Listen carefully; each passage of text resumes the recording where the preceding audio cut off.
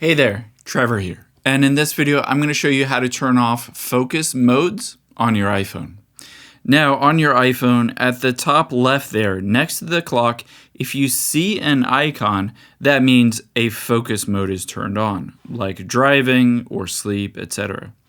We're going to take our finger and from the top right of your screen, swipe down. This gets to your control center on your iPhone.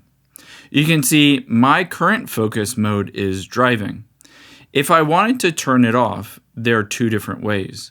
One is I can tap where it says driving, and it will open up the menu of my focus modes. Now, if I tap on that driving focus, if it is grayed out, that means you have disabled that focus mode.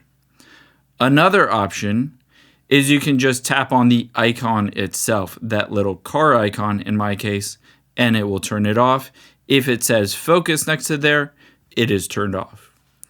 Now, if I tap on focus and you don't like one of those focus modes, for instance, you don't want driving to turn on, tap on those three dots at the right side of driving, and then tap on settings that opens up automatically.